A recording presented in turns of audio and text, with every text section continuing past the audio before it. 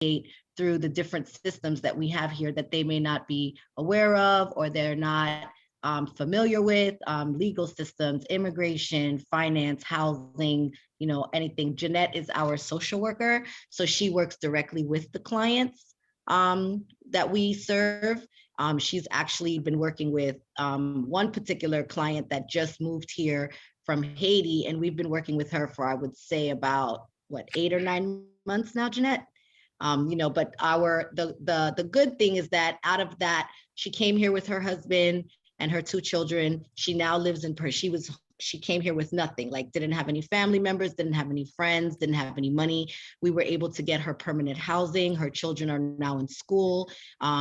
Jeanette's been working with them with ESOL classes, getting her children situated so that they can do online and remote classes, teaching them, helping them learning how to speak English. She was able to, the husband who was a teacher in Haiti, she was able to, because he is retired and he is elderly, so she was able to secure Social Security for him and help him get some type of income so that the family would have some type of income. And we also were able to get employment for the mother, who is now a full-time employee. So those are some of the things that we've been doing with our donations and funded money that we get from our donors, from organizations, through grants, through loans, anything that we need to do. These are the things that we work on with families that either just come from Haiti or who have been living here for quite some time, but have not had doors or opportunities open to them. So that's what our organization does, just a little bit of background on what we do and who we are. And I'm Kim. My name is Kim Farrow. I am the CEO. I started this organization back in 2016 when I came back from my last trip in Haiti. I did participate when the earthquake happened. I was one of the American Red Cross volunteers that worked on the ship, the hospital ship that went to help some of the residents of Haiti who were injured and hurt and sick from the earthquake. And I stayed there for 3 months working on the ship. And then after that, I worked with the Coast Guard as a certified translator in Haiti as well during that time. So I kind of pretty much had a good background. I grew up in Haiti. I went to school in Haiti, even though I was born in America.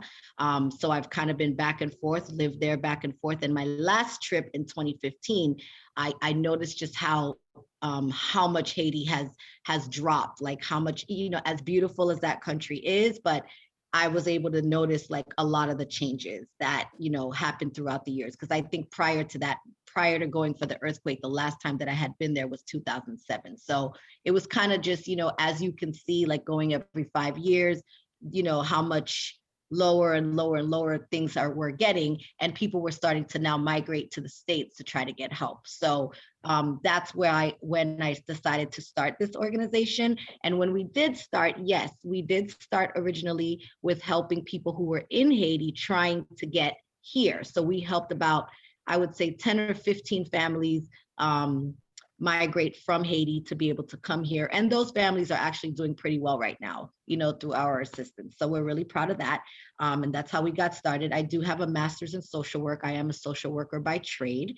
And so between myself and Jeanette, and we had a marketing team, but unfortunately that marketing person was unable to participate. So we kind of basically just have a very small team right now. We're about 5 of us that are kind of navigating and working together when we used to be, a team of 10, And also with coronavirus that came around, that kind of just, made people kind of, some got sick, some just couldn't work anymore. And so our team kind of dropped a little bit from 10 to 5. And so we're just a little bit, we're not a big organization. And of course, as you know, with everything that's been going on, sometimes it gets even harder to grow bigger when you have a small team and then we have COVID. So just bear with us as we continue to try to work through the community and do the good things that we do as women. And we are a woman-founded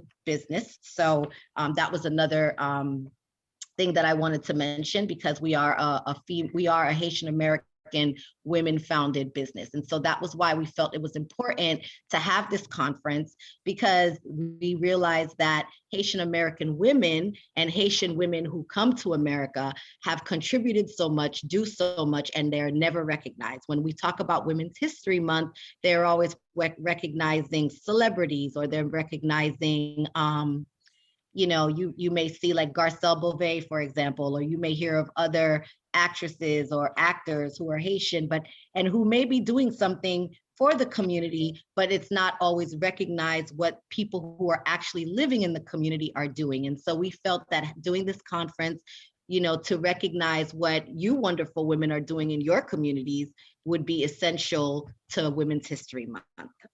So with that being said, I just want to give a little bit of background on the theme of the conference. So our 2021 Haitian American Women's Conference is focusing on the I Am Me theme, basically, which represents the inner beauty and strength that each of us has as an individual.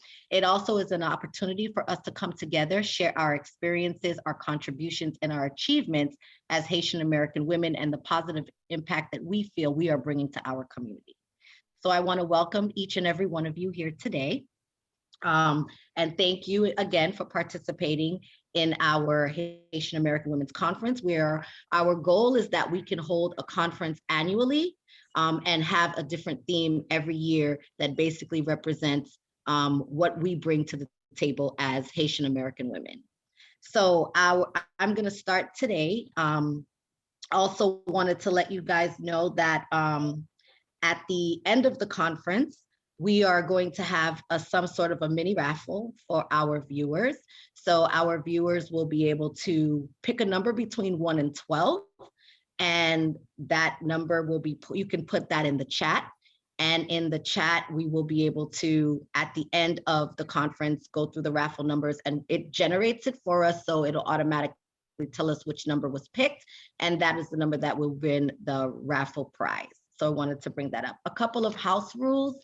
We're going to ask that everybody who is on this chat, if you're not, when it's your turn to speak, to please make sure that your video and your audio are clear. But also, if you are not speaking at that time, for everybody to mute their audio so that no background noise is interfering out of respect for the person who's speaking, and so that we're not disturbed and we all can hear that person very clearly and be able to understand what they are saying.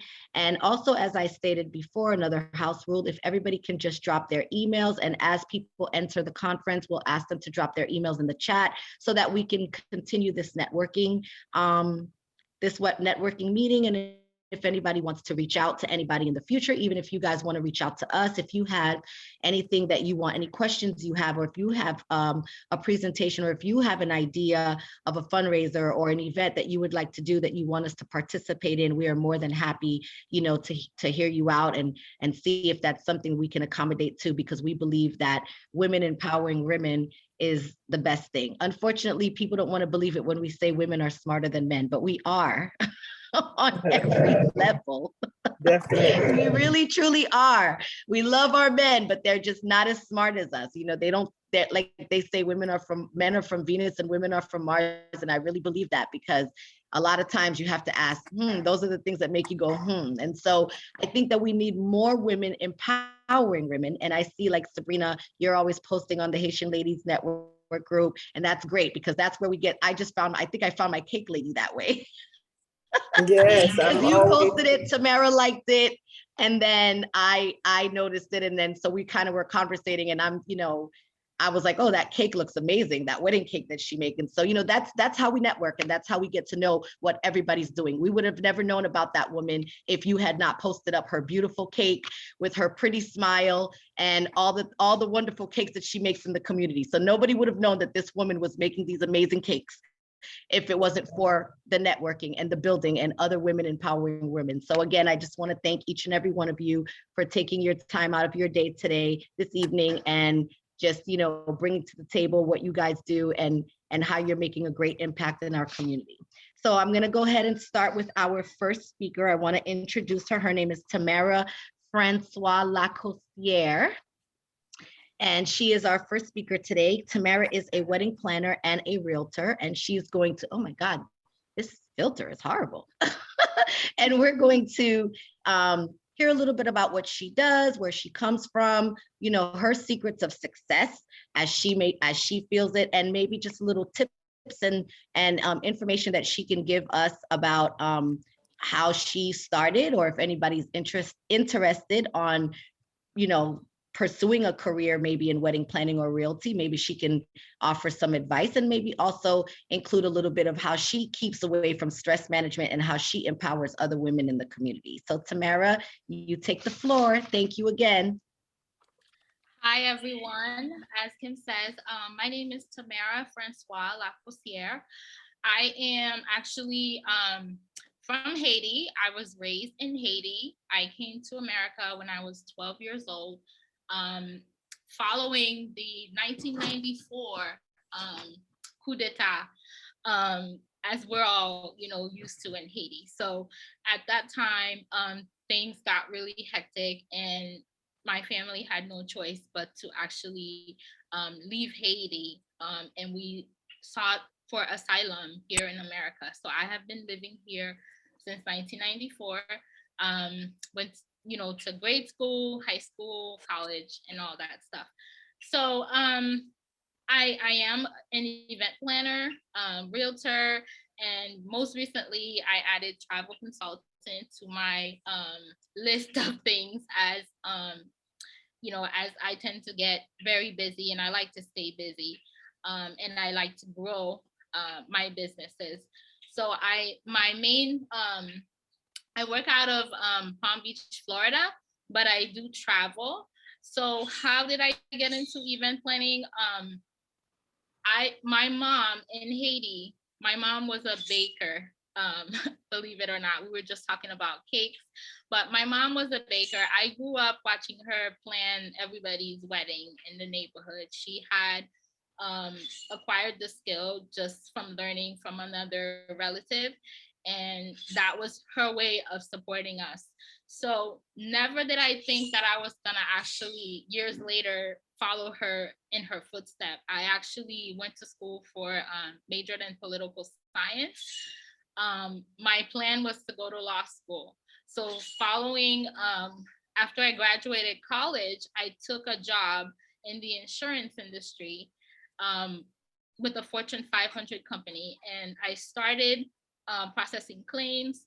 And then a little over a year from being in that role, I was pretty much tapped to join the litigation team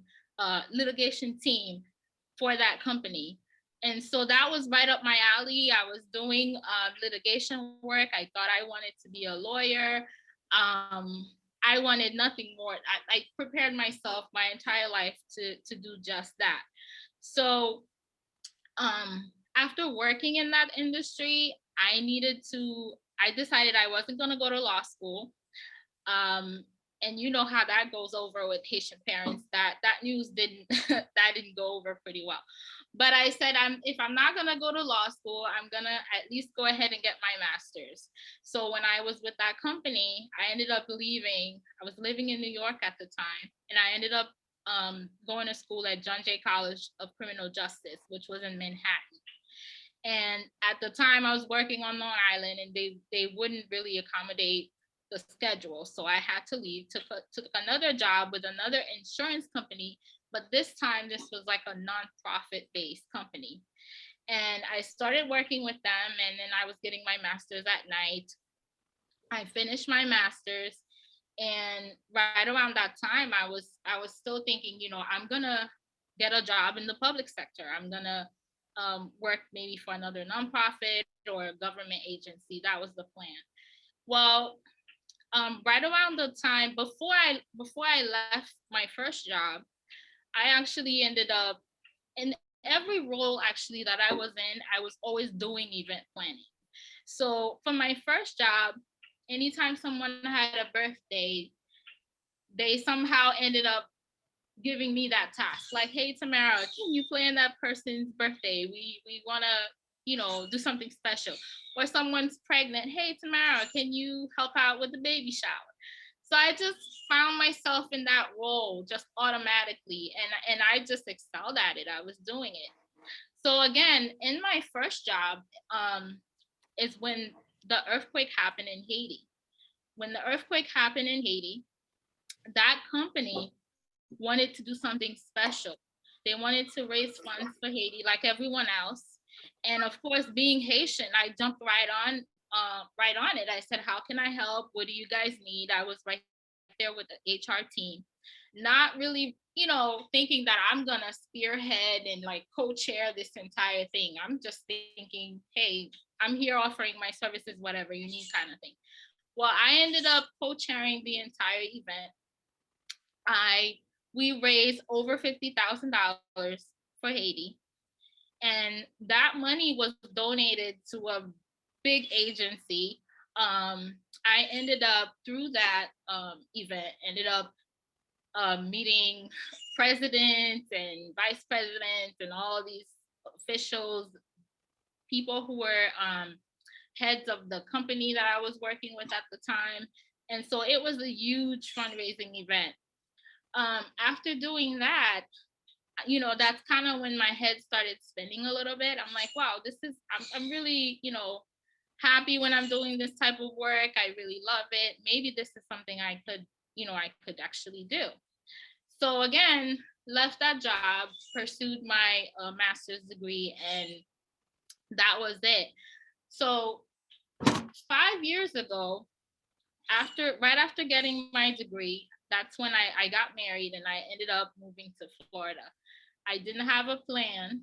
I just thought that, I've been in the insurance industry for almost 10 years. I knew I didn't want to do the same job, but I had no clue what I was going to do. And it was right after planning my wedding. And I started getting phone calls from friends, from family members saying, like, who planned your wedding? Like, your wedding was great. I want to know more. Like, so they started asking questions. And that's when I told them, I was very much involved in the planning process. I had a coordinator because I didn't want my family to be running around on the day of. But for the most part, I planned the wedding. And so not having a plan, I would say I kind of got forced into, pushed into entrepreneurship, so to speak. And so that's how I ended up, I said if I'm gonna do it, I want to know how to do it the right way. I started taking classes. So I took my first event planning course at Emory in Atlanta. So it was a hybrid course. I took half of it at home and then I did the other half on campus. And then I volunteered for some companies, volunteered for hospitals who are doing fundraisers. Like a big part of me is giving back to the community. So whenever I volunteer, it's always for an organization that's doing something positive for the community. So I quickly got involved in the community, volunteering at the hospitals. And when they would have events, I was always there to help out. So that was how I started in event planning. As far as real estate, I knew I wanted to do something where I could actually make money.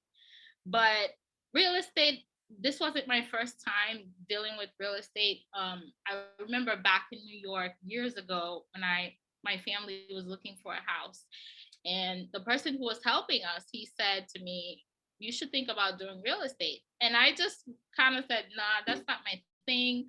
I'm not good at a sales job type of thing. And I kind of just pushed it off and never really thought of it. But again, once I got down here, I gave it more thought and I took the course. So for those of you who might be interested in real estate, you do have to take a class. And then you have to take the state test. And then you sign on with a brokerage, and that's how you then start building your real estate business. So for both of those industries, it's great to be your own boss, because I will tell you, as somebody who has worked for about 10 years, there were a lot of challenges working for a company. So for instance, anytime you had to take time off, I was someone who dealt with a lot of health issues, and right away, working for a Fortune 500 company, I find myself, dealing with a lot of backlash from having to take time off to take care of myself. And this was after working for a company for 3 years and never took a day off.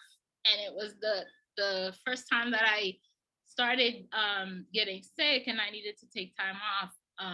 I quickly learned, what it means to actually work for a company and not being in control of your own schedule, your own hours, so to speak.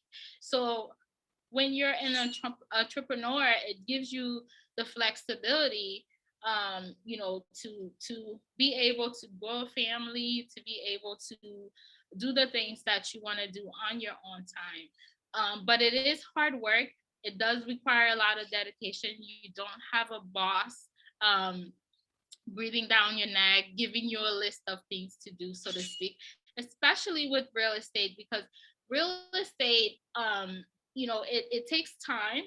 And again, if that's something that any of you would be interested in, you have to know that it does take years to build your business. It takes having a support system as well.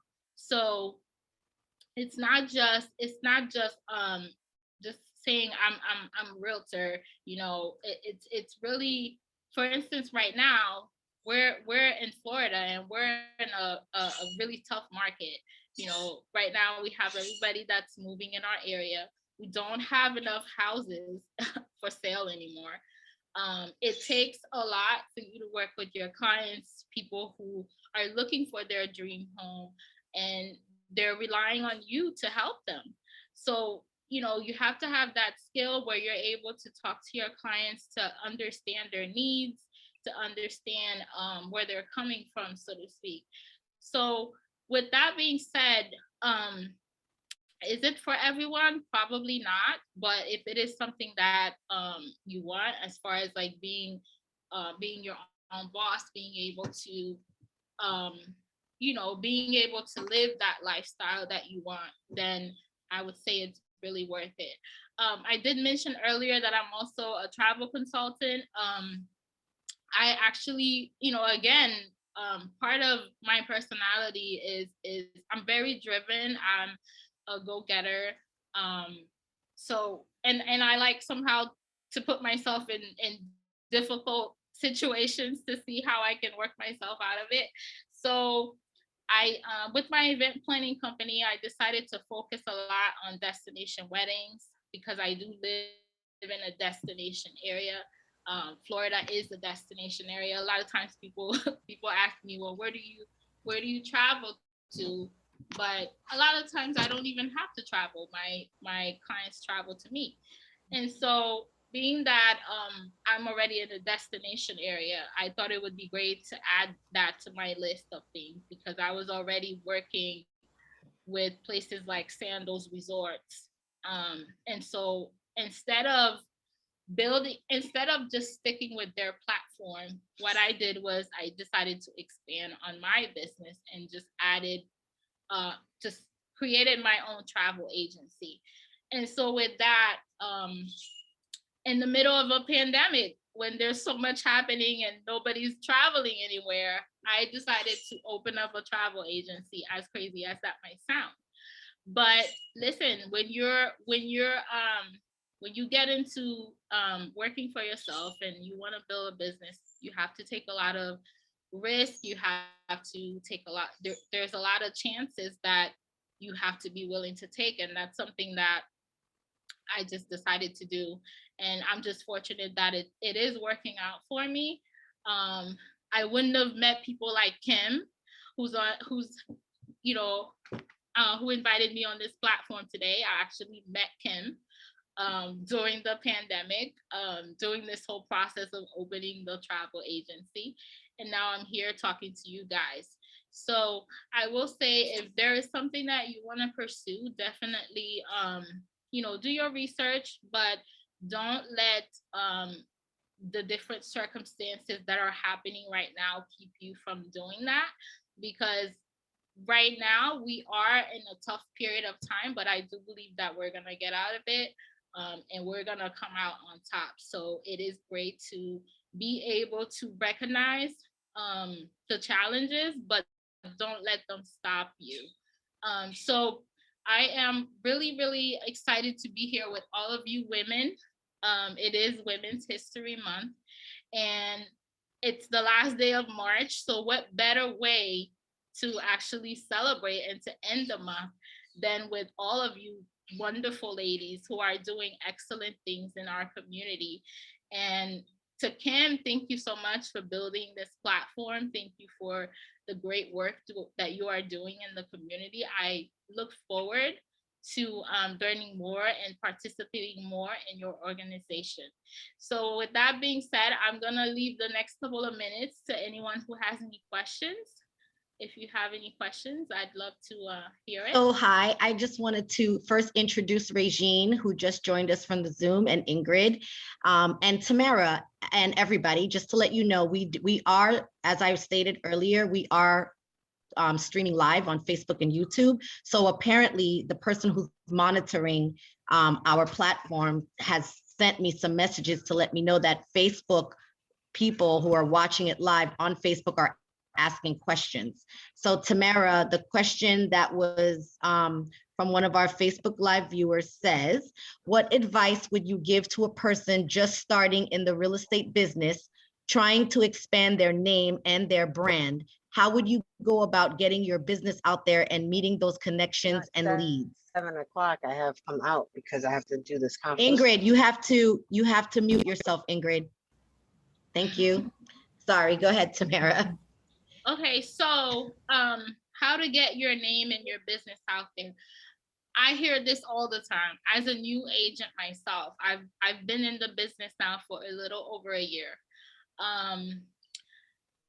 Social media is really big, guys. Social media, I'm telling you, is key. Whenever it, not just in real estate, with any business that you are currently starting or running, social media. I've met so many people, and I've come across I've had so many opportunities that I would never have had if I wasn't on social media. People have reached out to me, you know, for advice. Some have reached out with to buy or just questions, period. And then the other thing is when you start out, do invest in either a business coach or a real estate coach. Being able to build your business is key, and knowing what you are doing is so important. And a business coach and real estate is really necessary because they will get you on the right track. If you don't have a business coach, at least get in line with a brokerage that does offer a lot of education, a lot of classes, so that you can get your footing, you can understand what you're doing, you can learn the business before you start off on your own. But as far as getting your name out there, focus on social media. Don't be shy. Go live. Just put yourself out there. Just let people know what you do. You've heard the saying, there are no secret agents in real estate. That is true. Well, thank you very much for answering that question. Our second question is actually to me. So Peggy Sharit asked, what's the purpose of Lend a Hand Haiti? So the purpose of Lend a Hand Haiti, what we do, our organization, we serve the underserved Haitians in the community. So any low-income households that are in the Haitian community, and even in other communities, we have been helping throughout the pandemic, because we've noticed that a lot of Haitian people have a lot of pride. And so most of the time they won't ask for help, even if they need it. And that's just something that I think is in our culture. I don't think it's something that is, just who we are, but I think that that's just a culture. We are very prideful people, and so we don't like to ask for help. But our organization, we basically provide resources and avenues to improve the quality of life and to help the Haitian community gain economic independence from the system. We also help them navigate through any type of issues that they may have. So we have a financial our life skills coach who works with families. We have our social worker that works directly with families. In the beginning of the conference, prior to some people joining, I did mention that we are working with a family that just came from Haiti about 8 months ago.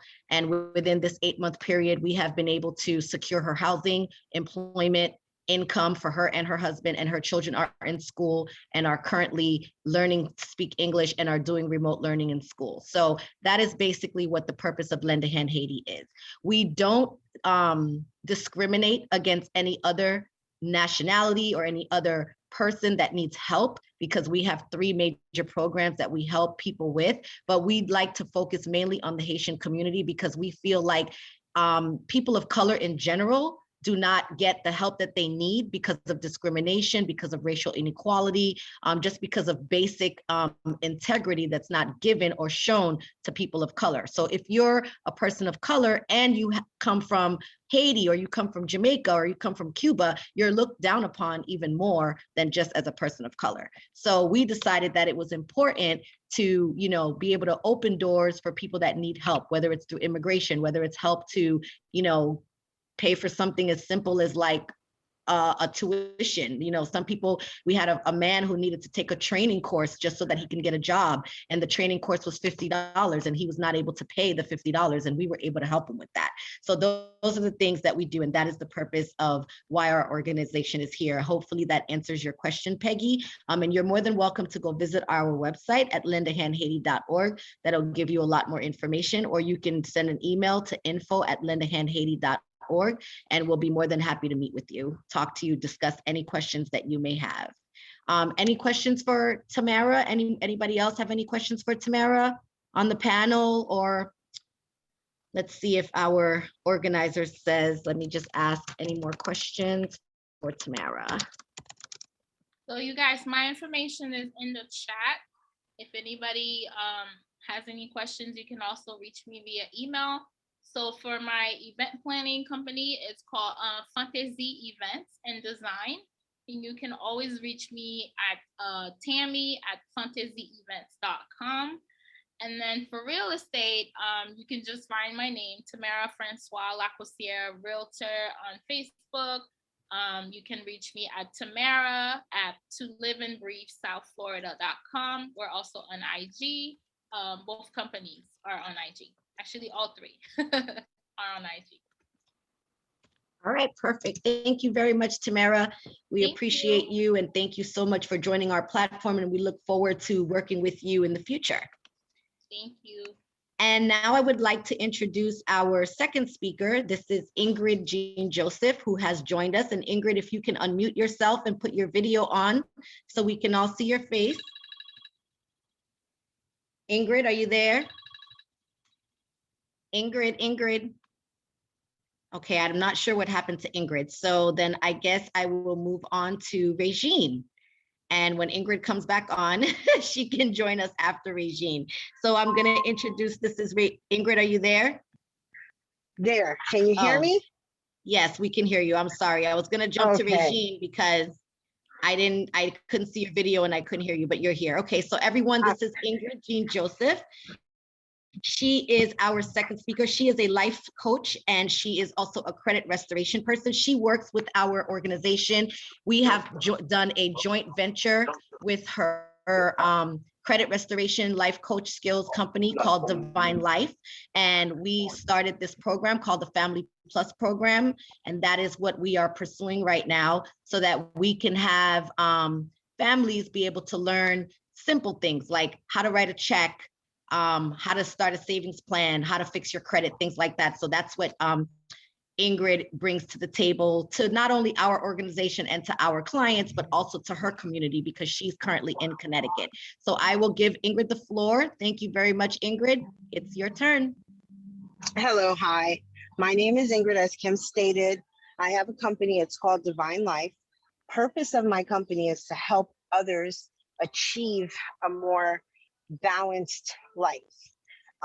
We help from basic things as teaching people how to do your taxes, teaching people how to properly fill out forms and buying a house, and how not to get caught up in the loopholes that a lot of times companies use in order to market themselves as if they're helping, but in actuality, they're taking more from you.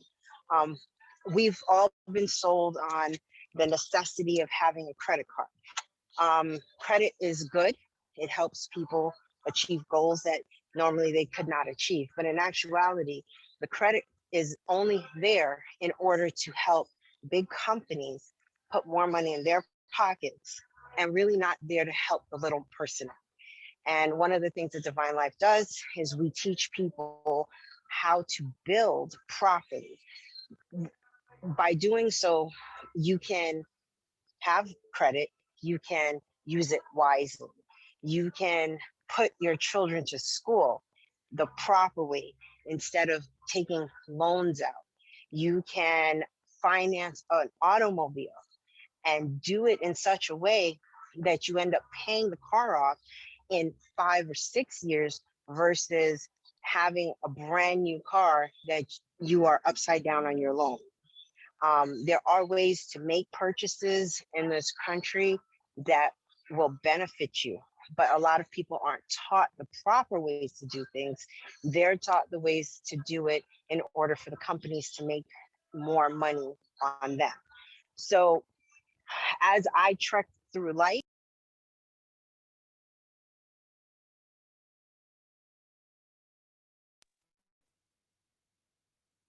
I just lost you there for a second. Did I?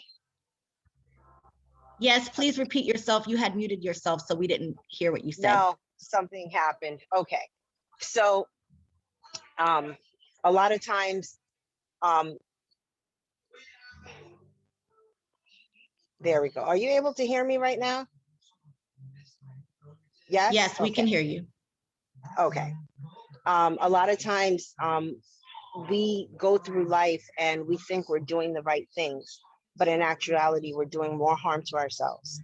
A lot of people rent properties, they rent cars, they take loans out, and then something happens, and next thing you know, okay, next thing you know, um, they lose their jobs, their engine goes out in their car, and they went from living a very comfortable life to now struggling, not being able to pay for the most basic things that they had.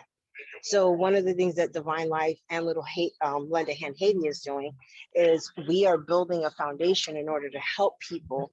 So that way, when they run into a problem, they can contact us and we would help them navigate through it so that they don't end up losing all of the wealth that they built in 6 months or a year, because that tends to be what happens to people.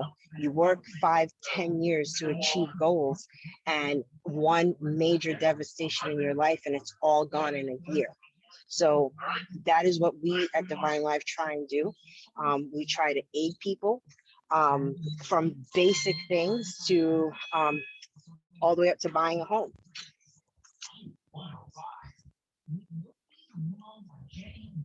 Hello? Yes, continue. I'm sorry. I just had to, my phone is like ringing nonstop. I don't think people understand that they have to join the Zoom. So they're calling my phone to ask me how to join. So I'm in the process of like texting them the link. And I'm like, I sent it's on the Facebook page, but people are still calling me and texting me. So I apologize for the distraction. Oh, no problem. So did you have any, can you just basically describe the steps that you take with people to show them how to navigate through that? Yes. One of the things that I do is, of course, we have you fill out an order form.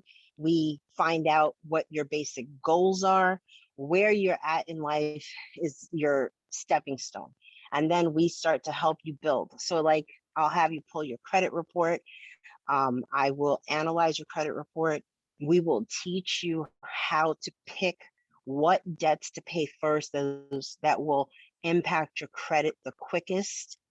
We teach you how to not open up credit cards, but how to do prepaid cards, because Unknown to most prepaid cards only have an interest rate of 9.9 or 11% interest versus the 29 to 34% interest that most credit cards have if they're postpaid credit cards. So a person who thinks that they're doing good by getting a $400 credit from Capital One, that actually means that you can only spend 20% of that $400, which absolutely is nothing. That's gas in your car to fill up your tank if you drive a truck. And so, is that really helping you? No, because what can you do with a tank full of gas? Nothing. Instead, you can take your income tax check and you can send that off to a prepaid card company, establish $1,000 or $2,000 credit line, which will instantly boost your credit 40 or 80 points within 30 days because you're building your credit line, not a corporation. And by doing that, you're allowing yourself total control of your credit future. You're not putting your hands in a company that doesn't know what you need, and they're giving you what they think you deserve. And a lot of people don't realize this, but there is an anarchy to the level of credit. A white male will get a higher credit line than a black male, and a black male will get one higher than a black female. So we as women are at the bottom of the credit line when they're issuing out cards, but we spend money just like everyone else. So by teaching people to do the prepaid cards and building their own credit wealth is a one major way of controlling your life, because you don't lose the ability to use your income tax refund, but you gain the ability to increase your credit debt to credit ratio.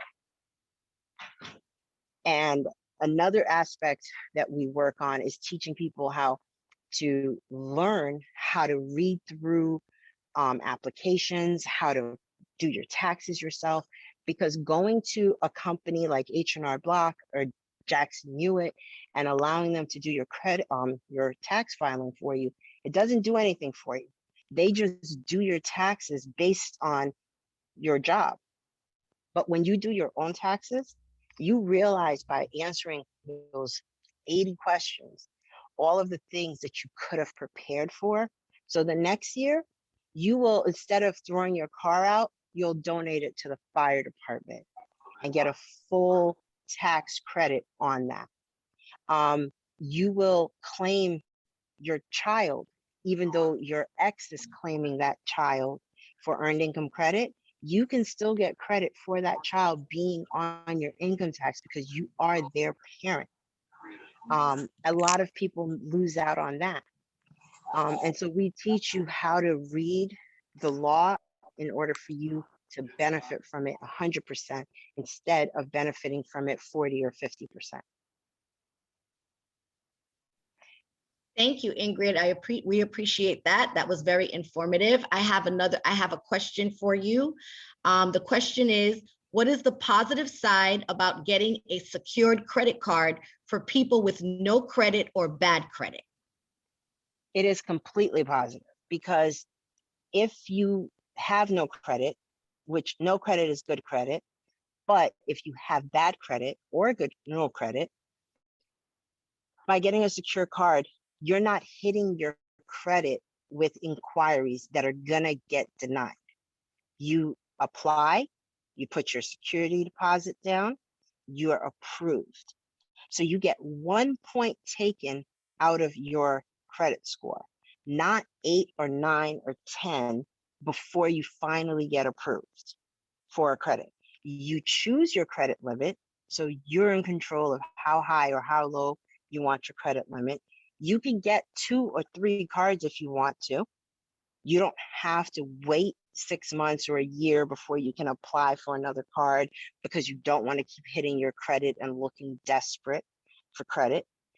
So you're in control. So the whole aspect is positive all the way, from being able to be approved 100%, being able to control your credit limit, and also being able to control how many prepaid cards you get.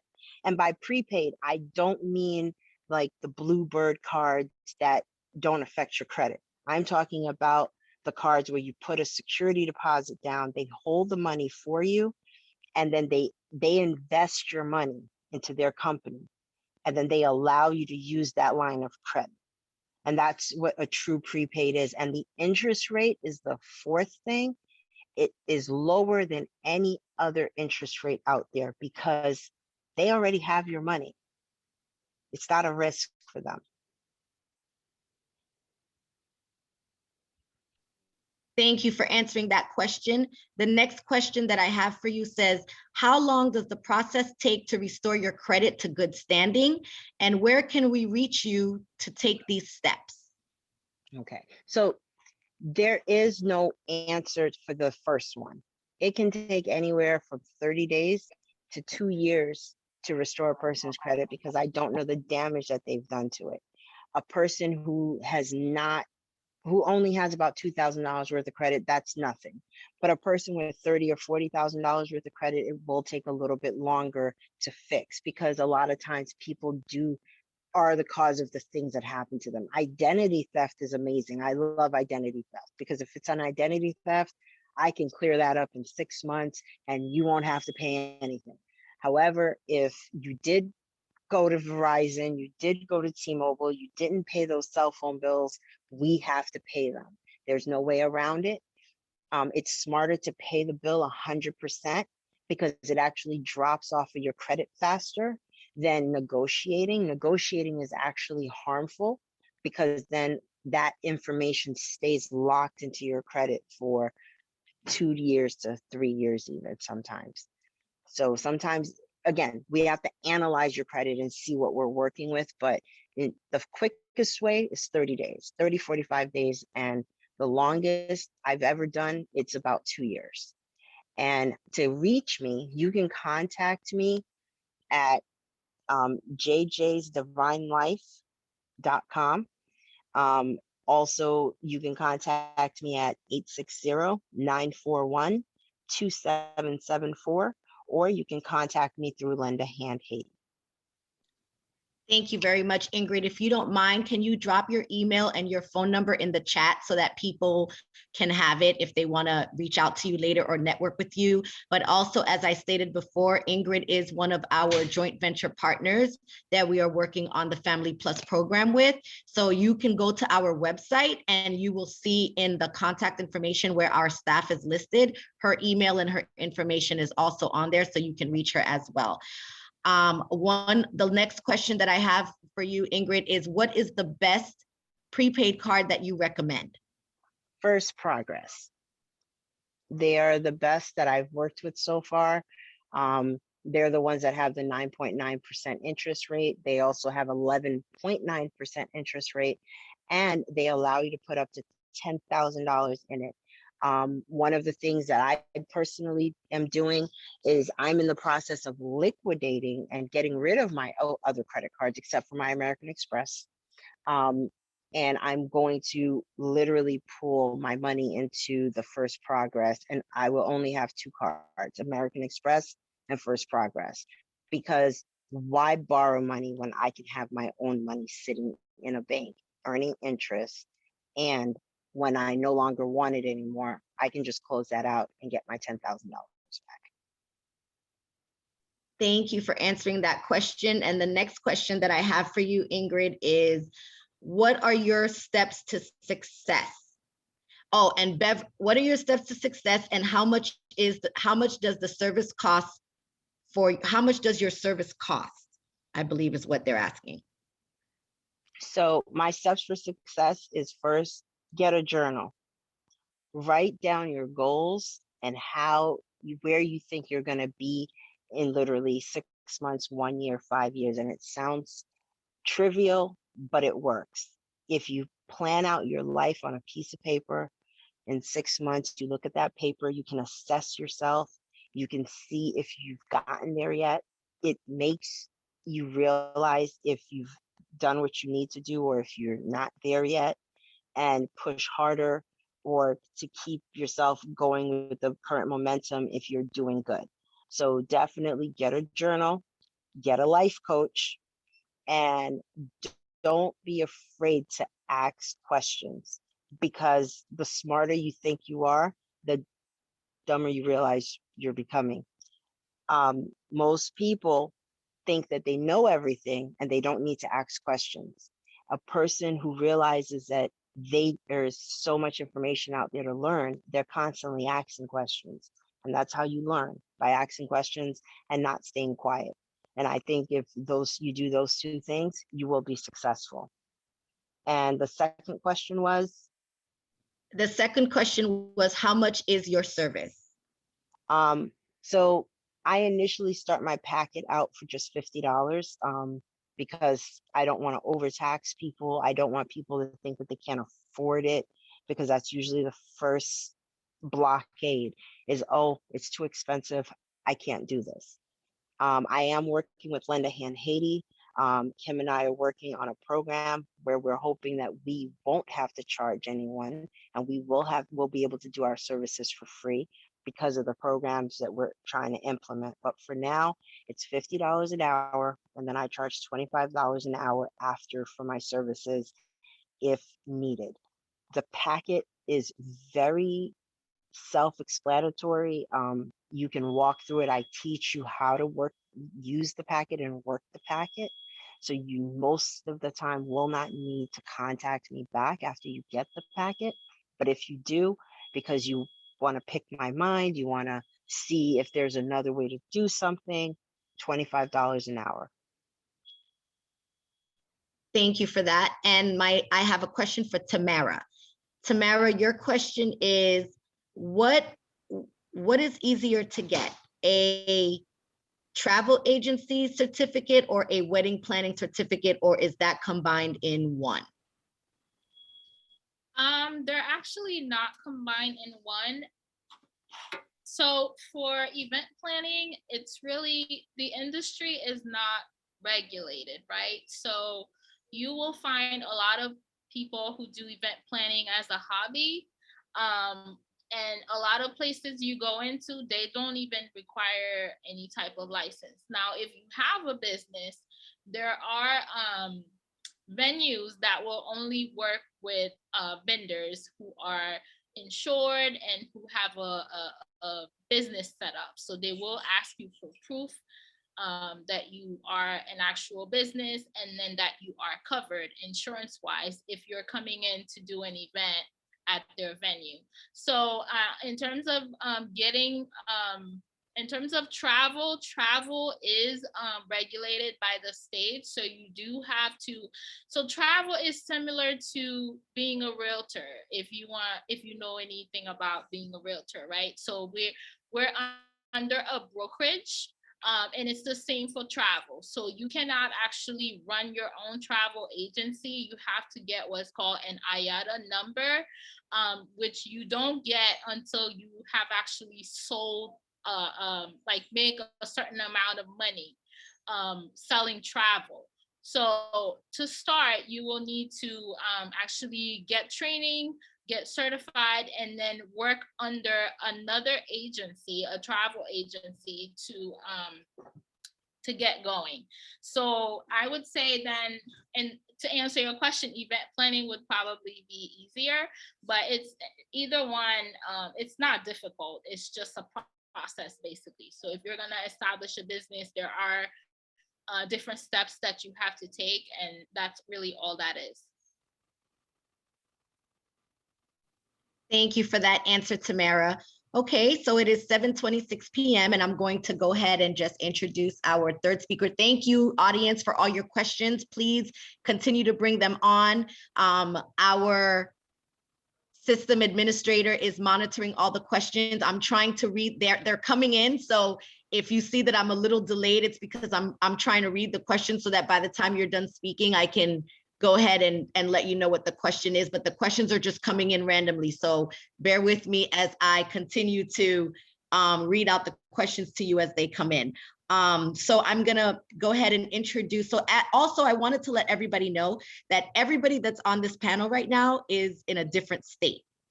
So this is what makes it so amazing, is that it really shows how women really support women, because we're not just only in Florida or in Boston or in New York. Like, everybody on this panel is from somewhere different. So Ingrid is in Connecticut, Tamara's in Florida. I know Sabrina, I think you're in Florida too, right?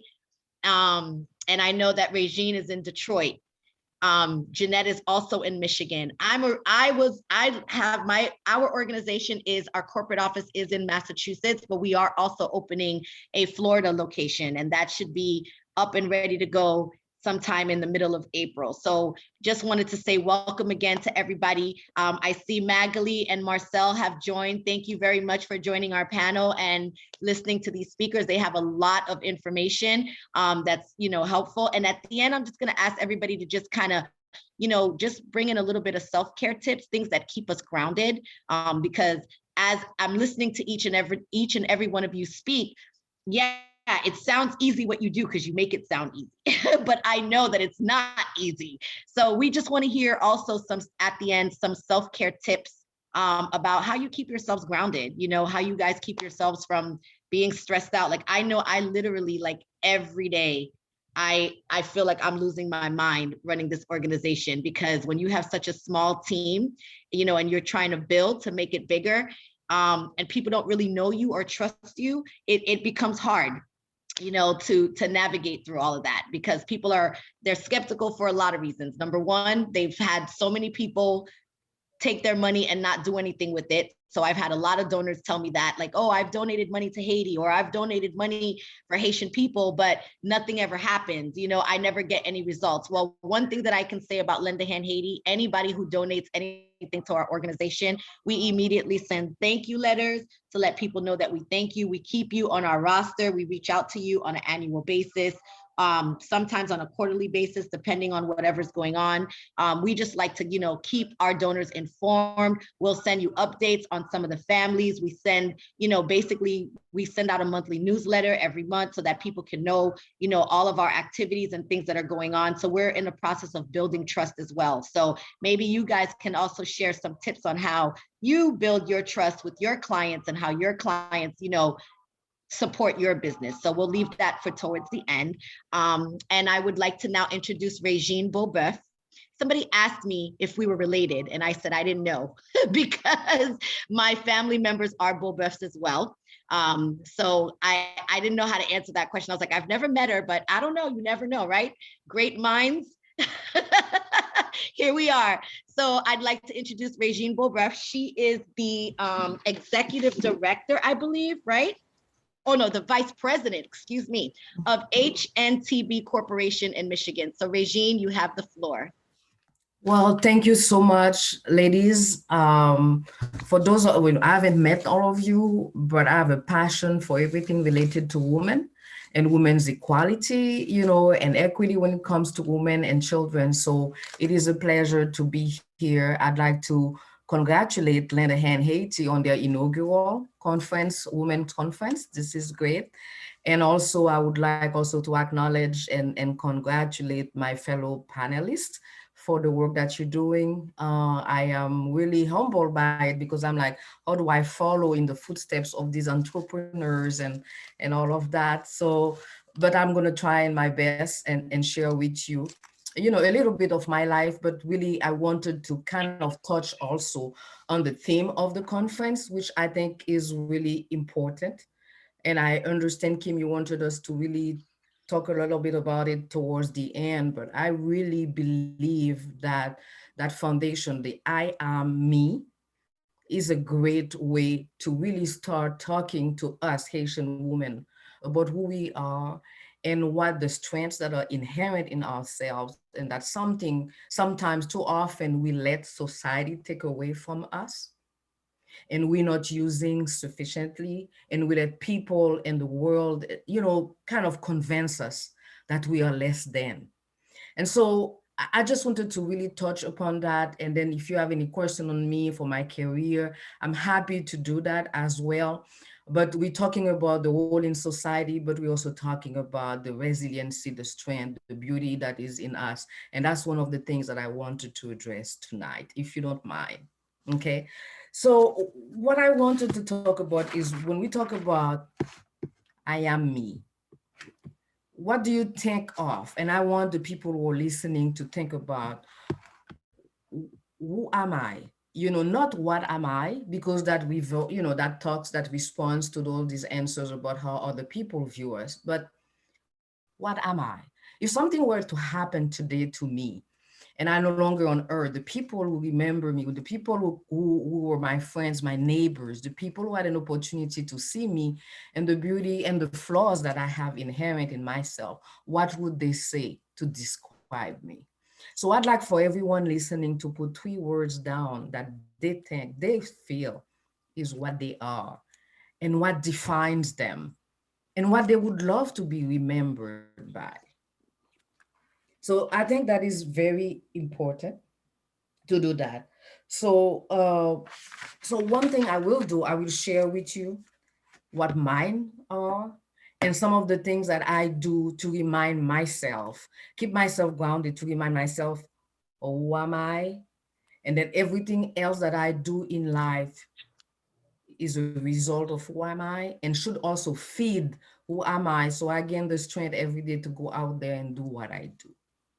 So the first thing that I want people to realize is purpose. Purpose is a need, something that we need to have in order for us to keep joy in our life and to have a goal, to know that we matter, is to have purpose. And I know too often people have asked me, so how do I know what's my purpose? And it's not just people, because myself have struggled with that for so many months and so many years. Is why, what is my purpose? Why am, what am I on this earth to do? What can help me to contribute best? And frankly, and so when I finally decided what my purpose was, I kind of, because I read something, I wrote something one day, and it said, let's remember that our purpose is to generate joy for ourselves and for others. But how is it that we generate joys for ourselves and for others? How do we do that? Because not everyone is the same. And what brings you joy is not something that necessarily brings me joy. So purpose really is the exercise, and that's something, some of my writing also, that I do to get away from my engineering work. So I think, purpose is the exercise of our greatest talent in service of others. So if you want to add, purpose is the exercise of our greatest talent in service of others. Okay. And when we find that purpose, sometimes when we are silent, 2020 was a great time to find out what our purpose was, because the noise of the world, kind of faded away in the realities of COVID and our families and the what we've seen our communities suffer from and experience during that time when we lost people. And so COVID is a time that helped us to really think about what exactly to stay silent and what our purpose is. So, and I tell people also, when you become silent and you tune in into yourself, that reminds you of who you are, what we just talked about, who we are, and what provides you with joy. So our purpose is closely tied to what brings us, that makes us happy, what makes us happy, what also brings us inner peace, and also what brings joy to our life and gives us a sense of being at home in our skin. Because we do know as Haitian women how long it takes us to develop that sense of being at home and comfortable in our skins. And in doing that, so you take what makes you happy and you tie it to something that serves the greater good and the greater collectivity. And here is your purpose. Like in my case, I tell everyone, purpose. I work, I do have a very demanding position. I do have, but that some days you come home or some moments and you're like, why am I doing that? But then I look at my office where I'm a senior vice president at HNTB in the Michigan office. And one thing that and I told my boss, I will not retire until I have someone to replace me that looks like me, that can. So the pipeline, that managing of the pipeline. So I work with middle school kids, high school children, organization around Detroit, like the Detroit area pre-engineering college preparation, the Links Incorporated. I make sure that our company, we sponsor these events. We have our young minority engineers go and present so that those kids can see themselves. And so that is my passion. That is my purpose. So when I want to feel like I'm tired, I don't want to do this, I'm tired of dealing with, because I've been working for 30 some years in this industry, and God knows it is white, it is male dominated and it is white, in terms of race. And so it takes a lot of resilience and a lot of things to do. And you have to be very conscious of what you are in order to survive and thrive in that environment. So my purpose is to do that. So I show up by, and I show out by, and I have these women, these young women, these young men looking at me and what I do and how I handle my business will determine whether or not one day they will be successful. So that's my purpose. That brings me joy, and that's what I do every day. The second thing that is a word that defines me, I call it abundance. And I don't want people to hear abundance and think about money. Abundance is so much more than money. Abundance is a state of mind. Because once you believe in that abundance, you don't believe that if somebody else has something, it comes at the detriment of what you have. There is enough for everyone. And therefore, because of that, I not only look to, enhance other people's, their lives, what they do, but that also makes me realize that the reason I have that much is because I'm also called to help others. So I do a lot of philanthropic work in Haiti and also in the US. And to respond to the question that Kim asked a little while ago, people say, well, we don't see the results. I don't think you have to look at what other people see. I'll just give you an example. I was working for another company. At one time, we were doing a big, P3 project in Montreal. And because I'm fluent in French and I do mega projects, so they asked me to relocate. My father was there at the time and he said, listen, you've been given so much, you're doing all of that. I have this young man in Haiti, he's an orphan, and we just finished paying for his high school. He needs to go to college. He is a smart young man. And his college education is on you. And I said, okay, I was too happy to do that. He had lost both his parents and he had two younger sisters. So I made sure he went to college in Haiti. He graduated at the top of his class. This young man went to Germany after that and got a master's degree in Germany. And he's now contributing to not only his family, but to also he brought up his two sisters. And so if everyone concentrates on what you can do, you can change, we can all change the world. Let's not think about what else. Find yourself one place. If you feel comfortable finding someone, you do that, but do something. So philanthropy is a big thing for me. And that's something that I hope in my next life, well, and I'm in my next phase, the next phase of my life, that is something that I will consecrate more time, if not most of my time to. So the last word that I really have, I'm asked about three words, is harmony. I need to be living in harmony. I cannot live around chaos. And I do not thrive on that type of energy. And so I make sure I find the time to go walk in the woods, to read, to meditate. I find time. But more than that, what I do, I remove negative people from my life. And what that means is that, so often we do that. We meet someone, and instead of saying, you know, I've seen people, I've been to Haiti, and people who haven't seen me in a long time, oh, Tiffy Gra, what is that? You know how, what is, it is not a way to really uplift people. And I want us to really be mindful of that. So people who do that, they tend to bring you down. So thank you. I've learned not to let it affect me, but I also know that, you know, we can see each other, but we don't have to be friends, right? And without being mad, without being angry, we just agree to walk away. And so those are what I talk about when I talk about harmony. Like any woman, especially minority woman in my industry, who gets an award, who gets promoted, I do make sure that I reach out to them. And especially like in my company, even if I don't know them, to encourage them, to congratulate them, and to tell them that the best is yet to come. Because you only manifest in your life what you're able to bring into people's life. And I think I'm a living proof of that. You know, that people talk about the success. Of course, there is no going around working hard, right?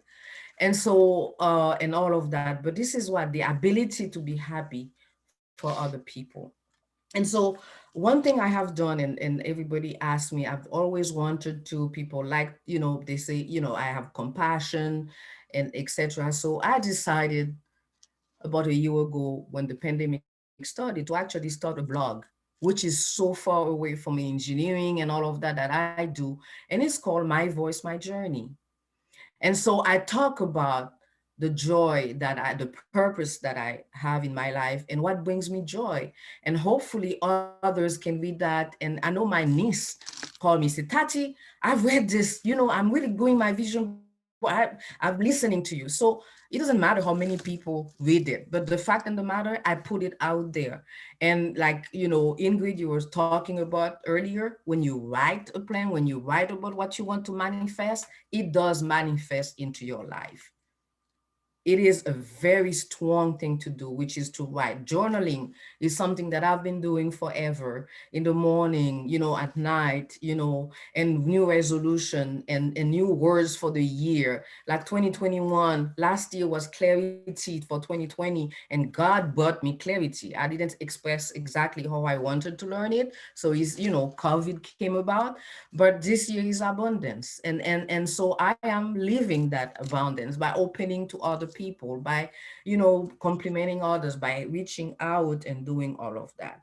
So but really, I know that my time is limited, and I'm not offering all this advice, practical advice that maybe Ingrid and Tamara have done.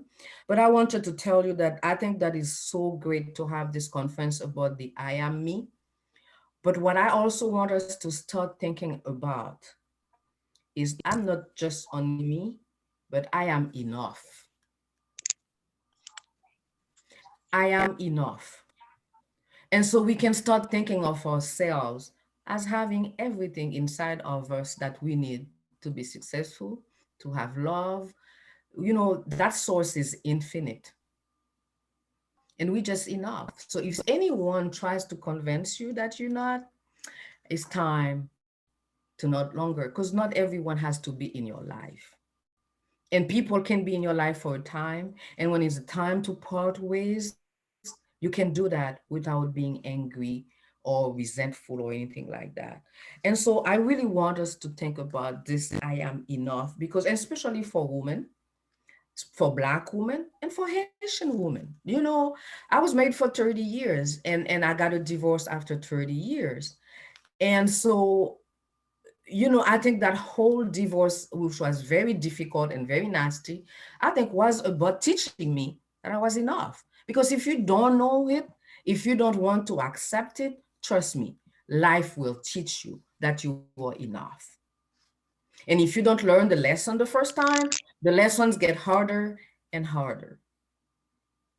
But you are enough. So surround yourself with people, you know, that believe that you are enough. Read books that teach you how to really put faith in yourself. Read about other people. Read about Cicely Tyson. Read about people who just will motivate you and who've had it harder, and God knows they never expected to reach, you the limits, that, what they've accomplished in life. They never really thought about that. They never thought about that, but they did. But I think it's because at one time they decided they were enough, right? And so let's do that. Let's read those books like TV. Let's stop watching people telling us about their millions and all of that. Let's concentrate on our own life. Let's just stop sitting there and contributing to more of their money when we don't even have enough ourselves. By doing that, we crowd our minds with the unnecessary. And what we crowd our mind with is what we manifest in our life. What we think, what we speak is what we manifest. The life we have, we create it. And we have a responsibility into realizing that we are also creating. There are outside there are other factors. There are external factors, external environment that has a role to play. And I'm not saying that everybody who has but what I want to say is that you want to definitely be positive. Having that, it's very difficult sometimes to do that, but on my blog, I remember I wrote an article one day that said life in the time of BLM, Black Lives Matter, and COVID-19. And I was talking about this is how you can help and try and alleviate and mitigate your stress.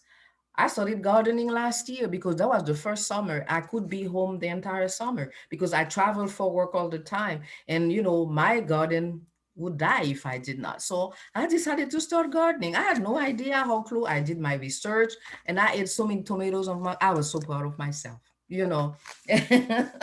because for the longest time I didn't think I could do it. And I just proved myself that I could do it. So those are the type of things that, I like to do. I like to spend time with women who think like me. I like to spend time with women who love to be in philanthropy. What can we do in the community to make a difference? And I also tell people one other thing, because I think sometimes coming from Haiti, we stay shy of politics. We are shy of becoming involved and getting ourselves involved. Well, politics permeates everything we do, everything that we are involved with. So don't hesitate to start and we don't have to start. You know what I did when my kids were in school? I started with the PTA. And I started with PTA and I started there. And as I went on, I started to just learn about who my representatives were. I started sitting with them and asking them, hey, when you were running, you had promised this, and that. I haven't seen you in the community. I haven't, and so I started developing that report and I started to do all of that. So, and those are the little steps you take because you don't know when you do something where it's going to lead you 20 years from now. You don't know. There is a lady in Michigan called Gretchen Whitmer, who is the governor of Michigan, who I met 23 years ago and did breakfast with at the time. And she's now the governor of the great state of Michigan. And I spent the time, I showed her that I was involved and I wanted to hear and I wanted to. And so yesterday we held a fundraiser for Black women. We held a fundraiser and I brought in a few Haitian people because I wanted them to see that we can vote. We also have the power to support you. So when we come and make those, those policies, we also there. So those are the type of things. Be in your community, belong to those groups that are doing things, with organization and nonprofits. Get involved because too often the reason I had been successful at in my professional life, at the day job, is because of the relationships that I developed. Because, they not always give us the leadership roles, right? But we have to learn to be a leader. And if you cannot get it in your corporation, go out there and do work with a nonprofit and build up that leadership. Okay. And so that's kind of what I wanted. Have a well balanced, don't just sit and say, this is what I do for HNTB, and that's what I'm going to be defined for. Use your passion in your community, in the political life with everyone. Thank you. I hope what I said was, brought you something. I just hope. So Well, thank you. Regine, we want to say thank you. That was a beautiful presentation. And just to let you know how much our audience appreciated, I was told, and let me read exactly what the message says. The message says, where is it? It says, everyone should clap when she is done because she is for real. She did that. Thank you. That's what the Thank message you. Thank said. you all. So we're Thank gonna you. clap for you. That's Thank our you. audience said Thank we need you. to do that. The person made sure to add she did that. Thank Okay, that's the new generation expression. She did that. you did that. Thank So we you. have some questions for you, Regine. Yes. And I I have will stay. And I will yes. stay also until the end. I got rid of my other obligation. So Okay, thank you. We appreciate that. So let no me problem. ask you the questions. I have to scroll Mhm. back down because there was so many coming in while you were speaking. So somebody said the first question is, what are the goals and advice that you give for young people growing up? No, it says you said you work with students. So what are your goals and advice for young people growing up? And how do you sometimes plan to help them accomplish those goals, those students accomplish those goals? You know, first of all, it's like, just to give an example, the last event that I did was in this month, in March, early March, and it was a group of middle school and high school students from the school district of in Detroit, and we wanted to expose them to technology and engineering. So what we've done, we've put a panel together and I facilitated the panel. And the reason I did that is because I have mentees, right, at work. I have about 5 young women who are in the beginning of their engineering careers, and we meet regularly, and I'm a mentor and a sponsor for them. And so instead of speaking to those kids, I ask them, I volunteer them to speak to those, because sometimes we also have to realize we're not necessarily the best person to bring the message. There are many different phases, in the work we do and stages. A little younger, yes, I could be out there and I'd be on the panel with students. But as we get older and we remind them of their mothers and their parents, maybe we're not the best, to bring that message. And sometimes one of the things we have difficulty doing is to be able to navigate those different steps, that we have to be in control of everything and do everything. At one time in life, you have to be the person pushing others, making others succeed, because your blessings are not going to stop, or if anything, they're going to multiply. But it's time to give somebody else the platform to get to know each other. So what I've done very often, so one of the things I'm working with my company is working with DAPSEP. So I'm at that level. Well, I really want the younger, because another thing, I work with them, I offer them my time, my advice, and my sponsorship. So I expect them in turn to give back to the younger ones. And so that's one of the ways that I do that. I also, we sponsor, like younger children, those STEM, those career fairs. We also are developing a program for transportation, because that's my background. We are also developing a curriculum and also working so that we can teach the kids about that. So those are the type of things that I do with young people. I work in their school sometimes with them. We talk like we're talking now. We'll talk too sometimes about what it takes. You can be successful today, you can be popular today, and or you can be very successful tomorrow. And it's harder to be at the bottom of the barrel if you don't do what you need to do when you're older than it is to put in the time it takes to really work now. And some kids, yes, go ahead. Sorry, I had one Mhm. more question. Yes. Somebody said, you mentioned that you have a book. Where can we get your book? Oh no, a blog. I'm Oh, sorry. a blog. A Sorry. Okay. blog. So would you Mhm. mind putting in the chat the information to your blog so Yes, that people can be able to reach out to oh, you or maybe yes. follow some of the advice or stuff that you have on there? And I have just one last question for you, and then I'll have Sabrina come up because it actually is her time right Okay. now.